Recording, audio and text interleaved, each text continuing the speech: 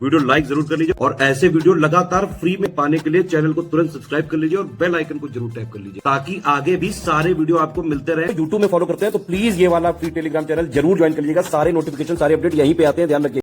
नमस्कार दोस्तों, स्वागत है आपका यूपीपीएससी बेस्ड ऑनलाइन कोचिंग के इस यूट्यूब चैनल पर।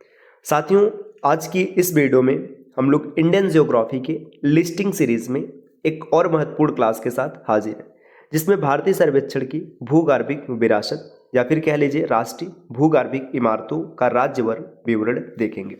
देखिए, लिस्टिंग सीरीज है तो यहाँ पे हम लोग ज़्यादा चीज़ों को डिटेल में नहीं लेकर जाएंगे, बस ये पॉइंट देखेंगे कि कौन सा विरासत कहाँ पर स्थित है, ताकि आप इसको एक तरीके से रिवाइज कर पाए। हाँ, अगर इसका डिटेल क्लास आपको देखना है या फिर डिटेल में पढ़ना है तो फिर वेट कीजिए, हम लोग इसकी डिटेल क्लास को भी लाएंगे। बाकी पहले ही पढ़ना है तो फिर आप इसके लिए स्टडी फॉर सिविल सर्विसेज के पेड कोर्सेज को ज्वाइन कर सकते हैं। प्रक्रिया बहुत ही आसान सी है। आप प्ले स्टोर से SCS का एप्लीकेशन इंस्टॉल कर कोर्स को ज्वाइन कर सकते हैं या फिर इनमें से किसी भी नंबर पर कॉल या व्हाट्सएप करके भी कोर्स की जानकारी ले सकते हैं। ये ज्ञान सर का व्हाट्सएप नंबर है, आप यहाँ से व्हाट्सएप के माध्यम से भी जुड़ सकते हैं। चलिए अब बढ़ते हैं सीधा अपने क्लास की ओर। देखिए, यहाँ पर बताया गया कि जो आंध्र प्रदेश राज्य है इसमें कौन कौन से भूगर्भिक विरासत स्थल है या फिर राष्ट्रीय भूगर्भिक इमारत है। जैसे बेराइट की ज्वालामुखी परत या फिर इसे मनगमपेटा कुडप्पा जिला में है। देखिए, जो बेराइट की ज्वालामुखी पर्वत है मनगमपेटा कुडप्पा जिले में है।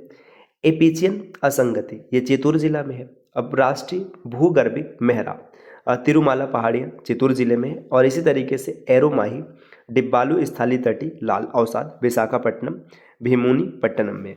तो ये चार स्थल जो आपको याद रखना है, बेराइट की ज्वालामुखी परत, एपिचियन असंगति, राष्ट्रीय भूगर्भिक मेहराब और एरोमाही डिबालू स्थायी तटीय लाल अवसाद, ये चारों कहाँ पर है? ये है आंध्र प्रदेश में। जिले क्रमशः कुडप्पा चित्तूर और यहाँ पर विशाखापट्टनम में। ठीक, तो ये पॉइंट बस आपको याद रखना है। इसमें हम लोग ज़्यादा डिटेल अभी नहीं कर रहे हैं, डिटेल में जब आगे की क्लास आएंगे तो देखेंगे। देखिए, केरल की बात करें तो लेटराइट अंगदीपुरम जो कि मालापुरम जिले के पास है। और इसी तरीके से वरकला भृगु सेक्शन तिरुवनंतपुरम जिले में है। तमिलनाडु में है काष्ठ जीवाश्म तिरुवक्काराय दक्षिण आर्कोट जिले के पास। और राष्ट्रीय काष्ठ जीवाश्म पार्क सुल्तानपुर तिरुचिरापल्ली जिला में है ना। चारकोनाइट सेंट थॉमस पर्वत मद्रास में है। सीधा सीधा पॉइंट है, बस इसको याद रखना है। और आगे देखिए, यहाँ पे गुजरात की बात किया तो यहाँ पे तलछटी संरचना है जो कि अवसादी संरचना है। अवसादी संरचना का मतलब ये होता है कि जो अवसाद से निर्मित होता है। अवसाद का मतलब जैसे मान के चलिए एक पहले से यहाँ पे कोई पर्वत है, पर्वत से बता रहे है ना, ये टूटा, इसके सेडिमेंट्स जो बनेगा उसको अवसादी कहेंगे। तो ये कदम बांध पंचमहल जिले में स्थित है। आगे देखिए, राजस्थान की बात करें, काफ़ी इंपॉर्टेंट है। राजस्थान से अक्सर प्रश्न भी आते हैं। जैसे स्टोमेटो लाइट पार्क जो कि भोजुंडा चित्तौड़गढ़ जिले में है ना। स्ट्रोमेटो लाइट पार्क झारखंड उदयपुर जिले में है ना।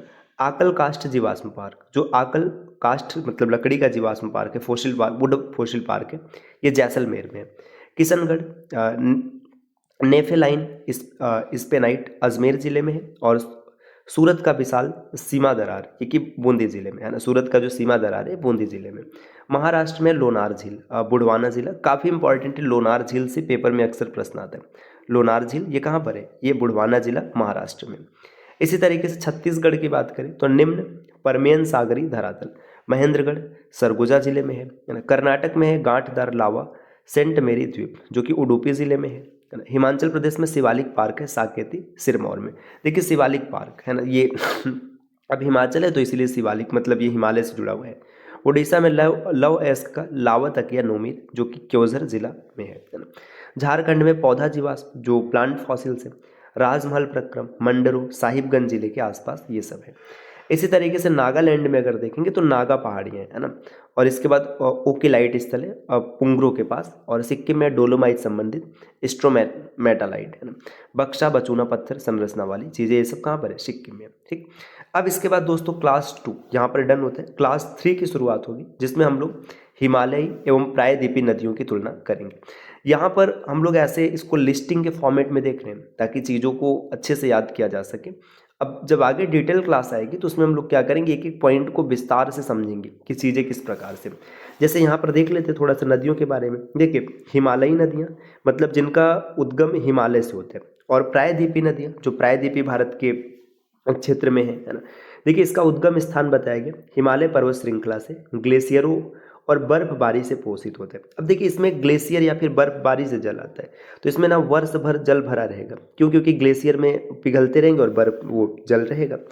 ये प्रायद्वीपीय नदियाँ जो है, जो प्रायद्वीपीय पठार है, पश्चिमी घाट है, सतपुड़ा व पूर्वी घाट है, यहाँ से आती हैं और मुख्यतः वर्षा पर निर्भर है। अब एक नदी जिसमें बर्फ से पानी आ रहा है और एक नदी जिसमें बरसात का पानी है, तो बर्फ वाली नदी में हमेशा पानी रहता है, वर्ष भर रहता है। लेकिन जो बरसात वाली नदी, ये सिर्फ मानसून के समय में इसमें जल रहता है, बाकी अन्य समयों में सूखा पड़ जाता है। देखिए, यहाँ पे बताया गया आयु की बात करें तो अधिक पुरानी है ना, जीर्णावस्था में, कुछ कैम्ब्रियम काल से भी पूर्व की है, कैम्ब्रियम काल के पहले की भी नदियाँ है ना।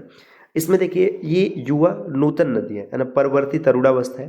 कुछ पूर्ववर्ती नदियाँ जैसे सिंधु, गंगा, ब्रह्मपुत्र, ये सब पहले से है। ये प्रकृति 12 मासी, मतलब इसमें साल भर पानी भरा रहता है। जो हिमालयी नदियाँ हैं इनमें वर्ष भर जल रहता है। इसका कारण आपको समझ में आ गया। इसका स्रोत क्या है? इसका स्रोत है ग्लेशियर। ये मौसमी है, वर्षा ऋतु का प्रवाह होता है तो इसमें जल अधिक रहता है, लेकिन गर्मियों में ये सूख जाते हैं।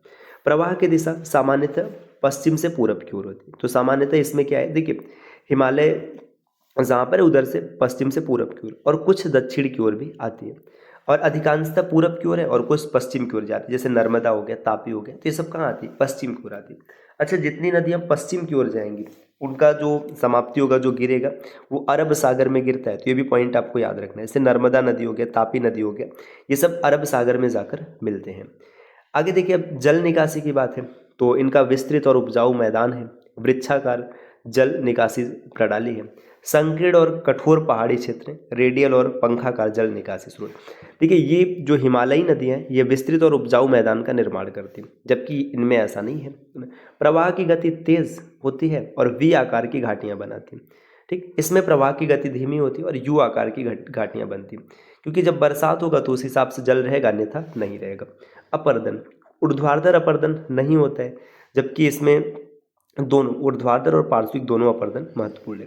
वहन क्षमता बहुत कम होती है, और इनकी वहन क्षमता, ये अवसादों का वहन करती हैं, इनका वहन क्षमता ज़्यादा होता है, क्योंकि यहाँ पे बरसात के पानी से चीज़ें बनी रहती हैं। निक्षेपण, तो ये मुख्यतः निक्षेपण का कारक होती हैं, और ये निक्षेपण का कारक ये भी होती हैं। छिछला विसर्पण बनाती, इनका जो विसर्पण है, बहाव है, ये छिछला है। मैदानी क्षेत्र में अधिक तीक्ष्ण और गोखुर झीलों का निर्माण होता है प्रायद्वीपीय नदियों से। डेल्टाओं की बात करें तो ये काफ़ी बड़े डेल्टा का निर्माण करती है, जैसे गंगा ब्रह्मपुत्र का डेल्टा। कुछ नदियाँ डेल्टा बनाती है जैसे गोदावरी, कावेरी, और कुछ एस्ट्यूजरी बनाती है जैसे नर्मदा, तापी, ये सब चीज़। ठीक, और आगे बढ़ेंगे। देखिए, अब प्रमुख नदियों की बात करें, हिमालयी नदियों की और जो प्रायद्वीपीय नदियाँ जैसे गंगा, ब्रह्मपुत्र, सिंधु, यमुना, सतलज, ये सब क्या है? ये सब प्रमुख नदियाँ। ये कैसी नदियाँ हैं? ये हिमालय की नदियाँ हैं, है ना। अब जो सिंधु तंत्र है तो उसमें पूरा हिमालय की नदियाँ, और इधर गोदावरी, कृष्णा, कावेरी, नर्मदा, तापी, महानदी, ये सब प्रायद्वीपीय नदियाँ हैं। उपयोगिता इनका सिंचाई है, पनबिजली हो गया, परिवहन है, जल आपूर्ति, इसमें प्रयोग होता है। अब देखिए, परिवहन के लिए इसलिए प्रयोग किया जाता है क्योंकि इसमें वर्ष भर जल रहता है। इधर देखिए, घरेलू सिंचाई, घरेलू जल आपूर्ति, सीमित बिजली, पनबिजली। अब इसमें परिवहन इसलिए नहीं क्योंकि ये सूख जाता है तो फिर नहीं हो सकता। तो ये प्रमुख अंतर रहा प्रायद्वीपीय और हिमालयी नदियों के बारे में। अब यहाँ पर दिया है प्रायद्वीपीय भारत की प्रमुख नदियाँ। जो प्रायद्वीपीय भारत है उसकी प्रमुख नदियाँ बताया गया।